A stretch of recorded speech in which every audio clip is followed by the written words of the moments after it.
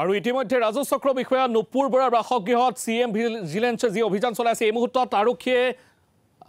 মন্তব্য প্ৰদান কৰিছে শীৰ্ষ আৰক্ষী বিষয়া মন্তব্য প্ৰদান কৰিছে আমি সেয়া শুনাম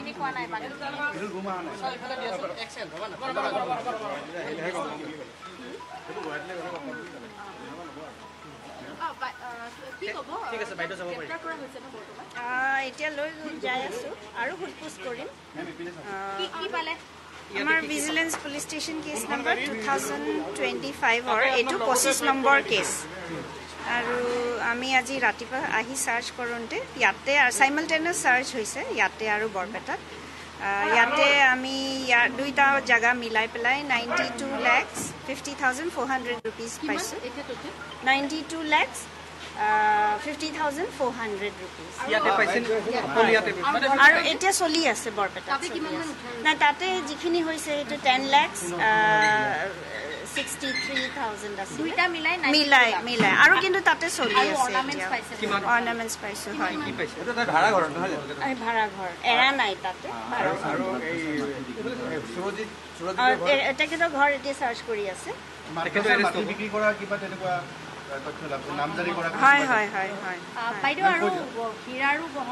হীৰাৰ গহনা বহুত পাইছো আৰু আছে প্ৰপাৰ্টি আছে হয় মোৰ আইডিয়াই নাই মই ইমান নাজানো শুন নিপিন্ধো যে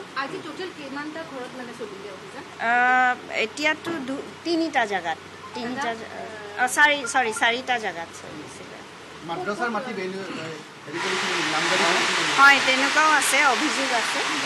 বাইদেউ চাৰিটা বুলি ক'লে এটা সুৰজিত ডেকাৰ আৰু এটা চৰকাৰী হয় চৰকাৰীটো নহয় সেইটো ভাড়া ঘৰ আৰু এটা ইয়াৰে কাষতে অলপ ওচৰতে এটা এপাৰ্টমেণ্ট হয় তাতে নাই কিন্তু তেওঁৰ প্ৰপাৰ্টি আছে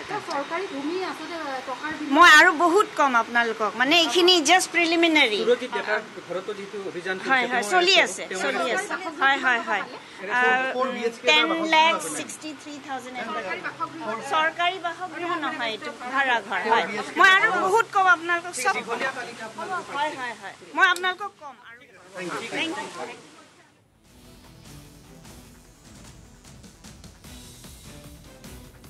আৰু এয়া আছিল আৰক্ষী অধীক্ষকৰ ভাষ্য আমি সেয়া ভাষ্য শুনালো অৰ্থাৎ এই মুহূৰ্তলৈকে যিমান দূৰ তথ্য আহিছে অতি ভয়ংকৰ পৰিমাণৰ ধন উদ্ধাৰ কৰা হৈছে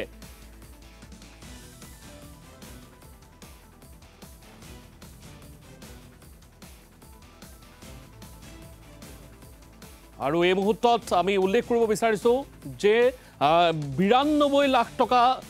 জব্দ কৰাৰ তথ্য এই মুহূৰ্তত প্ৰকাশ কৰিছে এক ভয়ংকৰ তথ্য আৰু ইতিমধ্যে ACS নুপুৰ বৰাৰ বাসগৃহত সিএম ভিজিলেন্সে যেহেতু দিনজোৰা অভিযান চলাই আছিল এই মুহূৰ্তত যিমান দূৰ তথ্য আহিছে যে বহু সা সামগ্ৰী বৰ্তমান সময়ত উদ্ধাৰ কৰা হৈছে সোণৰ অলংকাৰ আছিল হীৰাৰ অলংকাৰ উদ্ধাৰ কৰা হৈছে সমান্তৰালভাৱে নগদ ধন উদ্ধাৰ কৰা হৈছে আৰু বৃহৎ পৰিমাণৰ ধন আৰু বৃহৎ পৰিমাণৰ ভূমি কেলেংকাৰী কৰিছিল এই নুপুৰ বৰাই কেনেধৰণে ধনৰ পাহাৰ গঢ়িছিল সেয়া আচলতে আৰক্ষীৰ তদন্ত বা প্ৰশাসনীয়ভাৱে যে অনুসন্ধান পৰ্ব চলাই আছে তাৰ পৰৱৰ্তী সময়ত স্পষ্ট হ'ব কিন্তু এই মুহূৰ্তলৈকে আৰক্ষী বা সিএম ভিজিলেন্স বা তেখেতে অভিযান চলাই আছে আৰু এই সন্দৰ্ভত ইতিমধ্যে আৰু অধিক তথ্য কিছু সময়ৰ পিছত স্পষ্ট হোৱাৰ সম্ভাৱনা আছে